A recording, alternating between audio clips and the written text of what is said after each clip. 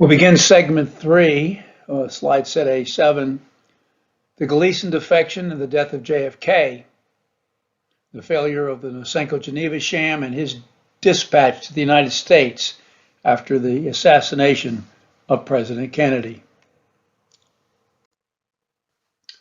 The Galician defection. On 15 December 1961, KGB Major Anatoly Galician defected with his wife and daughter to the CIA from his post as the vice consul in Helsinki, Finland. Previously, Galician spent several years in Vienna and then returned to Moscow to attend the KGB Academy. He graduated with a law degree in 1959. At this moment, KGB Chief Shelepin created the super-secret so-called inner KGB for the purpose of coordinating worldwide strategic deception in support of Soviet foreign policy objectives. Already disillusioned with the Soviet system, the Shelepin plan precipitated Galician's decision to break with the regime. Galician provided the CIA with information about many well-known Soviet agents, including Donald McLean, Guy Burgess, and John Vassell. Galician's defection helped to prove definitively that the head of counterespionage operations in Britain's MI6, Kim Philby, was a Soviet mole. MI6 is the British version of the CIA. Galician's most important gift to Western intelligence was his warning about the new Soviet efforts at disinformation. Galician's leads to Angleton led the KGB to send a false defector to an event in Geneva to mislead the CIA. Galician defected when Kondratyev began to work under Ivan Agayantz after turning down an offer by the chief of the second chief directorate, Gribanov. In January 1962, Galician's damaging information worried KGB leaders that Popov's mole might be uncovered. So they decided to send a false defector to the Geneva Disarmament Conference to discredit Anatoly's leads. Yuri Nosenko was the false defector sent to Switzerland to do that. Pete Bagley was on hand to accept Nosenko's defection. The success of the Nosenko deception was short-lived. Bagley returned to CIA headquarters, where Angleton gave him access to the January 1962 interrogation of Galician. Bagley pored over Galician's leads for 6 months. Pete's analysis unmasked Nosenko, and that caused a major conflict in the CIA. As the Nosenko deception fell apart, the KGB began work on a new plan. Galician warned that the scope and scale of communist disinformation activity was virtually unlimited. Galician was also able to assist the CIA in its most challenging endeavor, distinguishing the difference between genuine and false Soviet defectors. Alarm bells rang in Bagley's mind as he studied the details of Angleton's January 62 interrogation of Galician. Bagley zeroed in on Galician's warning that the KGB had discovered Popov's treason as early as late 1956. Much later, at the head of the KGB's unit working against the American embassy in Moscow, Vladislav Kochnov had traveled to Washington in 1957 to meet the Soviet mole in the CIA to discuss how to frame Popov. The assassination of President Kennedy in November 1963 would lead to the immediate dispatch of Nosenko to America to lie about Oswald.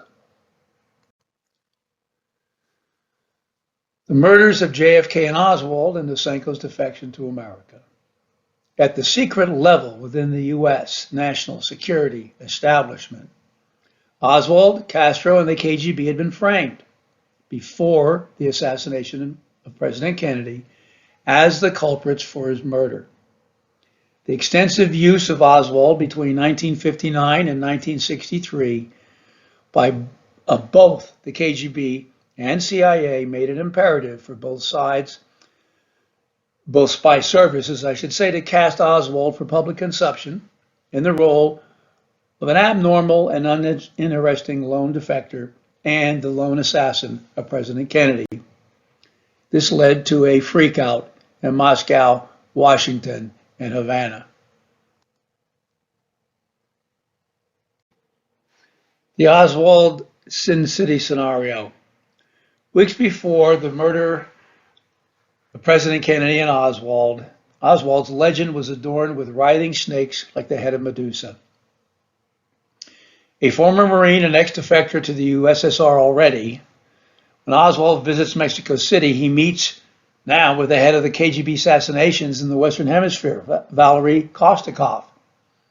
And also while he's in Mexico City, Oswald tries unsuccessfully to redefect via Cuba to return to Moscow. Taking all these events together, there could not have been a more threatening profile of Oswald than this. Obviously, a genuine redefector would have worked quietly in order not to draw any attention to himself. But Oswald's communist bona fides had more flashing lights than Sin City. The scenario was overkill, too perfect, and beyond the ability of a useful idiot like Oswald to invent. The bawdy details of his Mexico trip were not included in his CIA 201 file. Instead, they were hidden in the CIA's Cuban Affairs Staff, the SAS. And those dark details remain unavailable to headquarters officers in touch with their CIA station. They were responsible for reacting. Well, those details remained unavailable to those officers until the day the shots rang out in Dealey Plaza.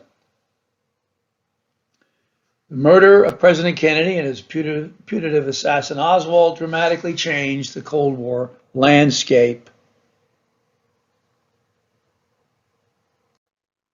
Nosenko was a throwaway to quickly plug a hole in the dike after the Kennedy assassination.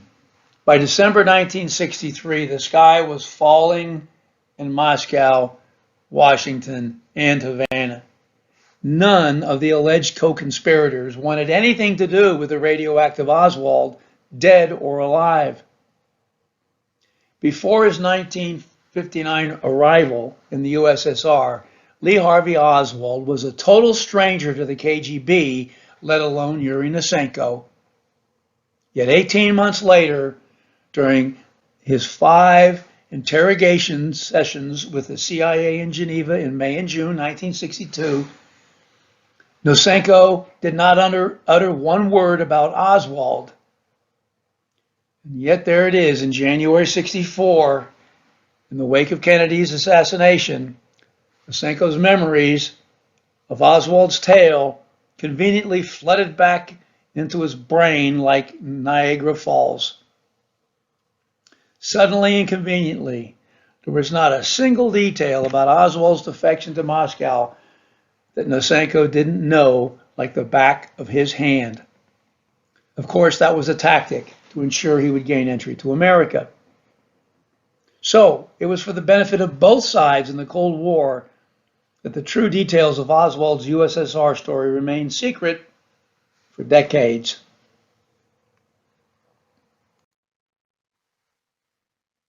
Nosenko's inflated lies about Oswald. In order to get to America, Nosenko had to tell a lot of lies to Bagley and Gieswalter. Bagley recalled this one. On the register of operational surprises, Nosenko scored a perfect 10. This is before he's actually gets access to the United States. Nosenko had personal, not to say intimate, knowledge of the stay in the Soviet Union of Lee Harvey Oswald, who 2 months earlier had assassinated President Kennedy. Said Nosenko, I was personally involved in this case, he said. When Oswald came to the Soviet Union in 1959, he told his tourist guide he wanted to stay in the country and become a Soviet citizen. So I called up everything we knew about Oswald, from the guide, from his visa application, and from the staff at the Hotel Berlin where he was staying. On the basis of this, Kochnov and I judged that Oswald was of no interest and would probably just be a nuisance. So I decided to reject Oswald's request. One could be forgiven for thinking that Nosenko was the only one in the KGB making any decisions about Oswald. Nosenko could do very little except lie to Bagley and Kieswalter.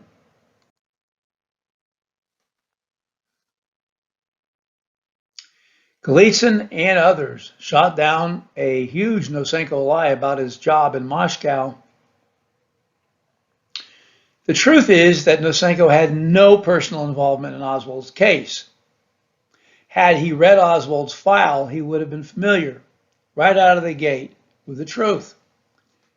Experienced KGB foreign intelligence operatives would have interviewed Oswald to judge his intentions. But in January 1964, Nosenko told the CIA that he was the one who became involved with Oswald in 1959 because of Nosenko's big KGB job at the time. Nosenko said he was deputy chief of the American-British Commonwealth section of the 7th Department in Moscow. In that capacity, he participated in the decision that Oswald was of no interest to the KGB and that he should not be allowed to remain in the Soviet Union. Just 6 months later, on 29 June, when interrogated by Angleton and Murphy, Galician said there was no such position. It was abolished in 1959 by KGB Chairman Shelepin. As I mentioned previously, Galician was joined by others like Kondrashev, Markov, and Kalugin, who also agreed that Nosenko could not hold a non-existent job. Here are some of Nosenko's funny flip-flops given to us by Pete Bagley. One example was that he told the CIA that the Soviets had performed no psychiatric tests on Oswald after his suicide attempt, so-called, but later he said he had seen written reports on such tests. Another example, Nosenko told the FBI he did not know how the Soviet embassy in Mexico City had informed Moscow of Oswald's September 1963 application to go back to the USSR. But Nosenko later tells the CIA that he witnessed the arrival of that cable and even described its length. Another one, Nosenko told the CIA in 1964 that he had thoroughly reviewed the KGB's one-volume, modest-sized file on Oswald, but told the House Select Committee in 1978 that he had only cursorily read the first of 8 thick volumes. Here's another one. Nosenko told the CIA that the FBI in 1964 that Oswald was not surveilled in Minsk, but told the House Select Committee 14 years later that 7 of those volumes consisted of surveillance reports and transcript of bug conversations in Minsk. These are just a few of Nosenko's greatest flip-flops recalled by Pete Bagley. The Minsk KGB Higher School of Counterintelligence was real, not according to Nosenko. On 4 March 1964, the FBI reported that Nosenko stated there's no KGB or GRU training school in the vicinity of Minsk. It's fascinating that this statement appears in a 1964 FBI report on Oswald.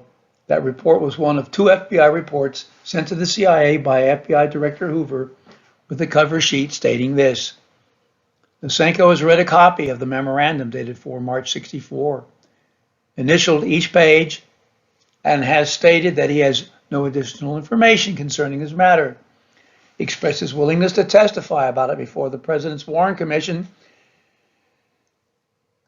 and provided that if he did so, his appearance had to be secret and the information that he furnished could not be publicized. Well, all of this tells us at a minimum that the FBI had received information from someone else about the KGB school in Minsk, and that Nosenko was just a useful idiot who knew nothing about it. In fact, Nosenko had no idea at all what he was talking about. The KGB school in Minsk was close to where Oswald lived and played. Located near Victory Square in the center of Minsk, along the main thoroughfare through the town, by a beautiful park and the Svithlok River, the KGB higher school of counterintelligence could not be missed. It was seen by everyone who lived in this well-known Belarusian city. Oswald's apartment building was also near Victory Square, just a few blocks away. Every morning after roll call, all of the school's cadets would go for a 6-kilometer run through the park and pass by Oswald's apartment building. Obviously, Nosenko had no idea what he was talking about and no knowledge of Oswald's agent status in Minsk. The late discovery of Oswald's true story in Minsk, Belarus. It's an interesting one. In August 1998, a researcher working in the Assassination Records Review Board, the ARB CIA team, by chance, this researcher discovered a 15 December 1991 CIA memo, CIA Information Report number 35. That CIA memo described the allegation of a nutcase who claimed 2 American presidents were Oswald's Confederates in the assassination of President Kennedy. Here's a clip from IR-35. Lee Harvey Oswald was in fact a Ukrainian KGB intel source by the codename of Velter, who had additionally been a controlled agent of the UKGB, that's the Ukrainian KGB. And the person saying this, the nut job, is Juralev is his name, stated that Oswald had actively conspired with 2 former U.S. presidents to assassinate former President Kennedy. Juralev, when pressed, could not provide any additional information. Well, now, since Roosevelt had long since been dead, the only 2 American presidents Oswald could have colluded with were Truman and Eisenhower. And that's crazy and out of the question, of course. But here's the thing. Juralev was certainly a nut job, but there, in his reporting and the CIA IR-35, there was a needle in that nut job's haystack. The last paragraph of that curious cable opened up a crucial crack in the curtain of time. Eventually, on 26 July 2017, when it was released, it unleashed a whole new body of extraordinary high-grade information about Oswald's history, true history in Minsk. The ARB researcher added this. As regards para 1 of the nut job's allegations, we have substantive information from I.J. Decanter. That's a CIA cryptonym for somebody else. His name is Papushin. We have substantive information from I.J. Decanter, which outlines Oswald and his wife's KGB connections and emphatically denies any KGB involvement in dispatching Oswald to assassinate President Kennedy. Here's the needle in the haystack. For your background, I.J. Decanter was a second chief directorate officer whose bona fides were fully established. Now we fast forward to August 1998, and that researcher in the AARB CIA team saw such an extraordinary ending to an otherwise insane memo. The problem was the end of the ARB was coming on September 1998 and approaching very fast. So this interesting moment becomes the last act of the Assassination Records Review Board. The ARB wasted no time in running this blast from the past up the chain of command. The memo immediately landed on the desk of Michelle Combs, the ARB Associate Director for Research and Review, and just as swiftly, she relayed the memo to the ARB Executive Director, Laura Dank. Laura Dank sent a courtesy copy to the AARB CIA team leader, Bob Squirrett. And Dank also queried the CIA about this matter. Well, that caused the stars to align on 12 September 1998. Because the CIA provided the ARB with I.J. Decanter's 201 file, including sections of briefing reports, an audio tape, and partial transcripts of conversations between the source, I.J. Decanter, that's Papushin, and interviews on Lee Harvey Oswald. And 13 days later, the personnel of the ARRB packed up their things, turned off the lights, and moved on to their new avocations. I.J. Decanter was a CIA cryptonym for Sergei Papushin, who worked for the KGB Second Chief Directorate and defected in place for the CIA. The entire story about Papushin and Oswald's, the true story of Oswald's stay, is in Chapter 3 of Volume 4, Uncovering Popov Small, and its title is The 1998 Discovery of Oswald's Secret Episode in Minsk. In sum, the December 1961 defection of Galician prompted the dispatch of Nosenko to Geneva for provocation against the CIA to protect Sully. The November 1963 double murders of President Kennedy and Lee Harvey Oswald prompted the dispatch of Nosenko to the United States to lie over and over again to cover up the KGB use of Oswald in Minsk.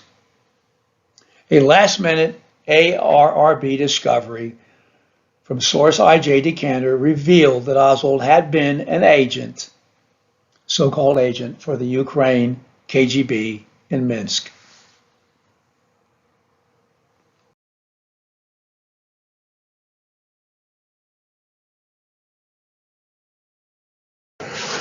Okay, we turn to slide group A8. So, Bruce Sully takes over with Operation Kitty Hawk, when spy fishing is just like fly fishing. The KGB destruction of the CIA's operation against the Soviet target. The Kitty Hawk agenda was to endorse Nosenko, who was in terrible shape in the United States, to discredit Galician, who's the one who exposed everything, and to dispose of a bona fide U.S. Navy defector. Galician's 15 December defection to the United States was a knockout blow to the KGB's hopes to fully protect Sully, their KGB high-level mole in the CIA. On 4 February 1964, Nosenko, an expendable, useful idiot, was sent from Geneva and thrown to the wolves to be eaten alive in America. In a single year, Nosenko's bona fides were in tatters. His no interest in Oswald mission was a devastating failure. So, the KGB made a new plan.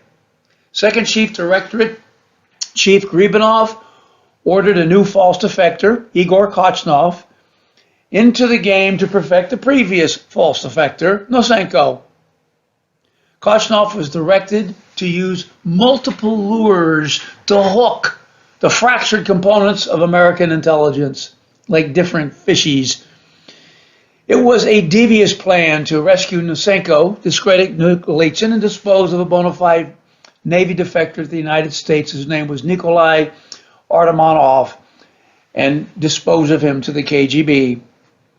As Angleton's ops chief, Scotty Myler, explained, like fly fishing, by observing which insects fish snap at in one locale, fishermen choose the lures that work there. The same is true when fishing for spies. So McCoy, who is an ally of Bruce Sully, battles with Pete Bagley's ally, Murphy, over the bona fides of Yuri Nosenko. FBI Director Hoover was relieved when both Sully and another gentleman named Turner, who worked with him, of the FBI counterintelligence section, reported that Igor's Kochnov's information certified that Nosenko was not a provocateur. The cornerstone of the FBI's acceptance of Nosenko, who was being confined for interrogation, appeared to be just who he claimed to be. That was the story they needed to make stand up. The conflict over Nosenko's bona fides escalated during Admiral Rayborn's tenure as the Director of Central Intelligence. In the fall of 1965, Leonard McCoy, who was a reports officer in the Soviet Russia Division, learned about the hostile incarceration and treatment of Nosenko. Well, it was McCoy's responsibility to gather intelligence requirements from customers and carry them to the handlers of defectors such as Nosenko. McCoy had continually begged the chief of the Soviet Bloc Division, also SRD, David Murphy, to allow the publication of some of Nosenko's information. In December 1965, McCoy authored a 41-page defense of Nosenko's bona fides, saying, quote, "No KGB officer has been able to provide more useful intelligence than Nosenko has," close quotes.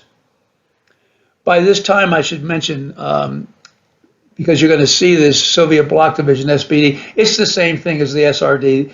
It's just that at this particular time, the SRD was often referred to as the Soviet Bloc Division.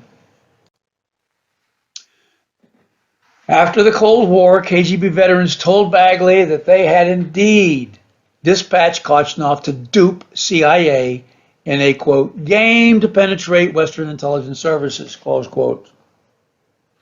As Bagley remarked, the plan would have opened the door to nearly uninhibited direct contact between the KGB and their high echelon mole in the CIA throughout the whole game. During the entire game, it's highly probable that Sully was on the sidelines signaling in the plays and key information to Kochnov. We know that this is true, at a minimum, after President Johnson made Richard Helms his Director of Central Intelligence on 30 June 1966. Kochnov, who had been secretly working with the FBI's Director Hoover in Washington since the spring of 1965, now shows up with a bag full of tricks better than Santa Claus at Christmas for everyone. Angleton and his counterintelligence staff were never able to get into the game on the playing field, and the same was true for the Soviet Russia Division, alleged by Bruce Sully to be the lair of the KGB mole in the CIA. This remains, as Bagley observed, a deep and complex story awaiting to be told, and this volume works on tackling Bagley's challenge. Sully had fooled Angleton into looking in the wrong place. Angleton's advice about the mole in the CIA came from Bruce Sully. He argued that this new KGB source could ferret out the mole who was spinning a poisonous web of treachery deep within the CIA. Angleton would later realize that Kochnov had been a provocation because he had done nothing at all to help find the mole. The search for Popov's mole in the Soviet Russia Division, the SRD, had languished for 7 years before Kochnov approached the CIA with his bag of tricks. There, Kochnov had presents for everyone except Galician. How long does it take before we question whether, by focusing so exclusively on hunting in the Soviet Russia Division, that Angleton, on Sully's recommendation, was hunting for the mole in the wrong place? At what point does the spectacular failure of dangling a false effector like Oswald to find the mole raise the possibility that a false mole hunt is in play? Hoover and Sully hid Kochnov from the CIA for a year. The perfect timing of Igor Kochnov. During the weeks of Kochnov's debriefings, his CIA and FBI case officers slowly learned the delectable details of what he was offering. When he called Helms in 1966, it was no accident that the internal CIA struggle over Nosenko's bona fides had become a volcano ready to blow its top. Kochnov's Venus flytrap was overflowing with nectar. His secret plan, as I said, discredit Galician, boost Nosenko, and get the CIA and the FBI to use Armageddon as a pretense double agent against the KGB that would turn into a real one. Igor's most succulent offer was tied to this plan for the use of Armageddon. Kochnov said he was in line to rise through the ranks of the KGB, perhaps even to become the head of KGB intelligence or counterintelligence in the United States, the most important espionage post there. Kochnov said it would be an unparalleled coup for the CIA and the FBI to have in their pockets the KGB's top spy working in America. Igor claimed that he could become the most significant Soviet defector in the history of the United States. Oh my. That bright, shiny lie was just too good to be true. But the CIA and the FBI swallowed the bait. Hook, line, and sinker. Santa said, I could be the best defector in American history. Really. So Sully takes over Nosenko. Memos from Leonard McCoy, an officer in the Soviet Russia division, sent over the heads of bosses, and that would be Bagley and Murphy, he sent this memo forward saying that he had been harassed and muzzled by two officers in the Soviet Russia division, that would be Bagley and Murphy, who were warned not to tell anyone that they had been questioned.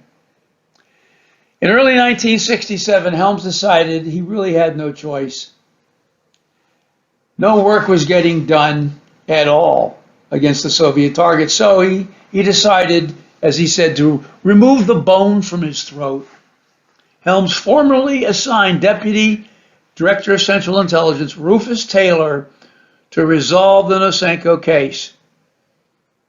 And even though Taylor was friends with Artemonov, he promptly dismissed the Soviet Russia division and Angleton's counterintelligence staff from the case.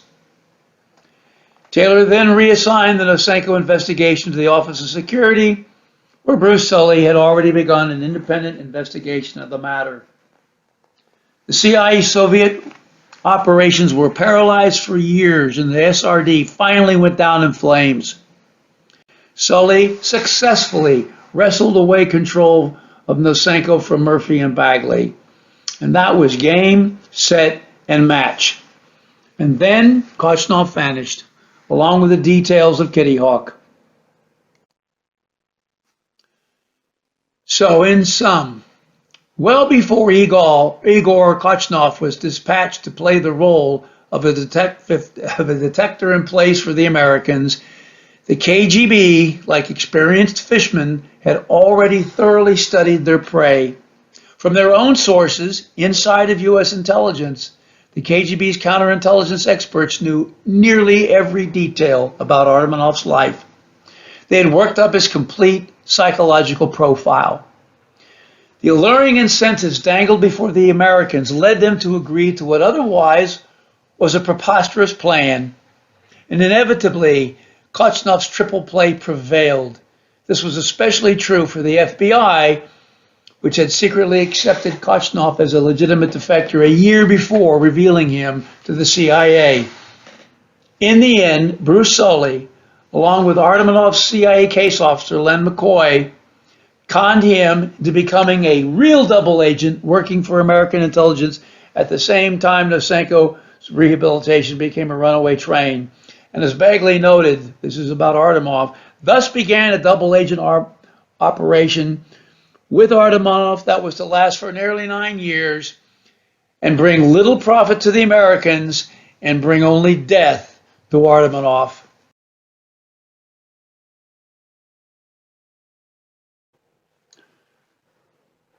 Okay, we'll finish up this segment here with slide group A9.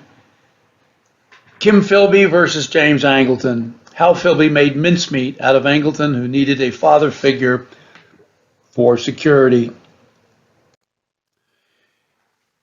Angleton only made it to Italy because National Cash Register sent his father there to work. A transparent overlay of Angleton's Washington activities between 1949 and 1951 shows that he unwittingly assisted Philby's hijacking of MI6 from Moscow Central. MI6, of course, is British version of CIA. Moscow's penetrations of the CIA and other Western spy services led to the KGB's capture of high-value CIA covert operations. That seizure enabled KGB precision in its re-scripting of information to influence Angleton's judgments and his control of actions. This extraordinary achievement succeeded to the point that Angleton acquired an unshakable belief in the trustworthiness of first Kim Philby in MI6, and then later, second of all, Bruce Sully in the CIA Office of Security. The evidence for the success of these covert hijackings and deceptions is surprisingly straightforward. Much about Philby's Soviet mission in Washington became evident from a paper he wrote for his KGB rulers later in his career during the mid-1960s. That piece that he publicly released reveals his intended objectives in Washington: the penetration and disruption of the U.S. intelligence system. Philby's techniques were based on the same strategy as his successful penetration and disruption of German intelligence during World War II. Angleton was more of a poet and a gardener than an expert in espionage and spying. Philby shared the secrets of the CIA and MI6 with the KGB in Moscow. The breadth of Philby's frank admissions about his actions is shocking and without remorse for those who died because of his actions. In a 1967 interview with Murray Sale of the Times in Moscow, Philby admitted that he had worked for the KGB to destroy imperialism, as he said. Philby's memoir, My Silent War, published the next year in the U.S., said it all. The fact that I joined the British Secret Intelligence Service is neither here nor there. I regarded my SIS appointments purely in the light of cover jobs to be carried out sufficiently well to ensure my attaining positions in which my service to the Soviet Union would be most effective. My connection with SIS must be seen against my prior total commitment to the Soviet Union, which I regarded then, as I do now, the inner fortress of the world movement. Well, that didn't work out too well for you in the end, did it? Philby considered his true colors, as he said, to those of a Soviet intelligence officer. Philby insists he was a straight penetration agent working for Moscow, whose chosen MI6 assignments were the most effective for his service to the Soviet Union. This embarrassing experience did not prevent Angleton from falling into the same trap again at CIA. The public spectacle of defeat by Philby just crushed Angleton, because Philby talked freely about his relationship with Angleton. Philby said he was certain that their close association was due to a genuine friendliness between them, but that both had ulterior motives. This is an extract from Philby's book. By cultivating me to the full, he could better keep me under wraps. For my part, I was more than content to just string him along. The greater the trust between us overtly, the less he would suspect covert action. But I had one big advantage. Although I knew what he was doing for the CIA and he knew what I was doing for SIS, the true nature of my interest was something that Angleton did not know about. Clearly, Angleton mistakenly thought he had the upper hand with Philby. The British government tried unsuccessfully to suppress Philby's memoir. Kim Philby's unwavering loyalties to the KGB regime became known to the world from his own public admissions after his 1963 flight to the protection of Moscow.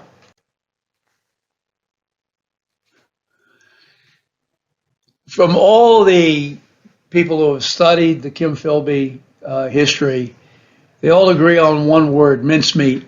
Philby was an invisible mincemeat factory. For example, according to Anthony K. Brown's biography of Philby, Angleton was no match for Philby. He, Angleton, did not have the highly disciplined classical mind of Philby. And that was why Philby was able to make mincemeat of him, even on his home ground. Angleton did, however, fancy himself as the Machiavelli of the new CIA and was regarded as such. Yeah, we all thought he was a legend. Philby acknowledged his special activities. Angleton needed to be watched. According to another biographer of Philby, Genrikh Borovic, Philby was one of Angleton's instructors, his prime tutor in counterintelligence. Angleton came to look upon him as an as an elder brother figure. Philby's betrayal of this relationship was later to tip Angleton into a state of permanent suspicion and have profound effects for the intelligence world. Only by pledging not to investigate DCI Dulles was, a guy like Angleton who needed a daddy, did he get to be the counterintelligence in the CIA staff. And that's because Dulles had been up to a lot of bad things during the Cold War, during the World War II and afterwards, and he didn't want to be investigated. And Angleton, of course, was pleased to become the counterintelligence staff chief. Angleton managed to give away secrets in London and Washington. Philby was transferred to Washington to be the liaison between CIA and MI6. According to Christian Shakespeare's biography on Philby, Angleton, who was seduced by Philby's charm, recalled, this is Angleton now, once I met Philby, the world of intelligence that had once interested me consumed me. He, Philby, had taken on the Nazis and fascists head-on and penetrated their operations in Spain and Germany. His sophistication and experience appealed to us. Kim taught me a great deal. By facilitating Philby's entry into the United States, which Angleton did, Angleton unwittingly endangered U.S. national security for his own purposes. And on this point, for a while anyway, Angleton himself had been investigated by the CIA to see whether or not he might have been a Soviet agent. But he was too stupid to be able to do all that at once. There's no getting around the fact that Angleton was completely asleep at the switch. So Philby had become Angleton's elder brother and mentor. He had become much more than Angleton's counterintelligence instructor. Philby's inescapable charm left Angleton looking upon Kim as his elder brother, mentor, and confidant. However, Philby's power over Angleton was mitigated by Kim's resignation from SIS for nearly 4 years. Eventually, Angleton sent his own spies to report on Philby after the latter's dispatch to Beirut in August 1956. Yet incredibly, Angleton still had no capacity to use his own mistakes with this negative experience to consider how it might all happen over again.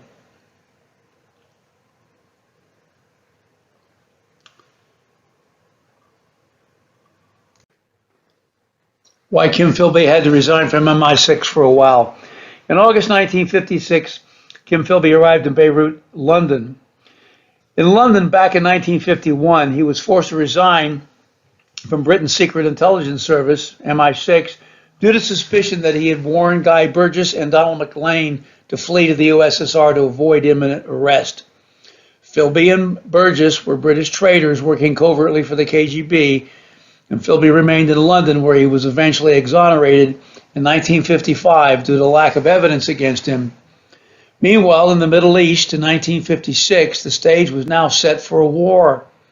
In July, Eisenhower decided not to join Paris and London in the war over the Suez Canal. On the other hand, Eisenhower was persuaded that the CIA's secret U-2 planes that flew above the USSR's capability to shoot them down could fly over Soviet territory. In the middle of all this, Angleton was oblivious to how desperate Moscow was to find a replacement for Kim Philby in the CIA. When the 1956 Cold War got hot, Philby was back in Beirut. Khrushchev reacted to the first U-2 overflights of Soviet territory by fomenting war in the Middle East and ordering the KGB to put a full-court press in play against the CIA. The KGB wasted no time. In August 1956, both the KGB and their moles in MI6 swung into action immediately. After having lost contact with MI6 since July 1951, Kim Philby was suddenly called back into duty in Beirut in August of 1956. In Moscow during August 1956, Vladislav Kochnov, KGB's chief working against the United States Embassy in Moscow, recruited Edward Ellis Smith, who at the time was a one-man CIA station in Moscow, for use in a January 1957 clandestine meeting between Kochnov and the KGB mole and the CIA. That meeting I've talked about already a couple of times. So MI6 sent Philby to Beirut to report on the war that pitted Egypt against France and Great Britain. Anyway, knowing that Philby's arrest was inevitable, arrangements were made for Sully to pass through Beirut on his way to Central Europe to find compromising data on Popov. And while in Beirut, there was a chance to meet up with Philby, who was there at the time. So the question is, did the handoff from Philby to Sully to control Angleton occur in Beirut before Philby fled to Moscow in 1963? I think the chances are very good. So there was a Philby-Sully continuum. Just like the wilderness of mirrors in which Angleton had lost his way in London, not recognizing that Kim Philby and others were spies sneaking around right under his nose, it happened again in Washington. The legendary James Angleton ardently believed in the trustworthiness of another cunning KGB mole, like Philby, who played him like a puppet. In Beirut, it is true that Sully did not absolutely have to meet face-to-face with Philby for the plan to hand off responsibility of mentoring Angleton to Sully. They were both there, though. So these facts can't be ignored. Sully showed up in Beirut when Philby was there. So he shows up at the right time in the right place with the right hideaway, which was Philby's father's estate in the nearby mountains of Beirut, in which to meet away from the prying street eyes employed by the Lebanese Sûreté. Standing alone, this helped keep Moscow Center's plans in play to control the CIA through domination of Angleton. And there's a short summary for you. The two father figures on the left that the KGB used to control Angleton for decades, Philby and Sully.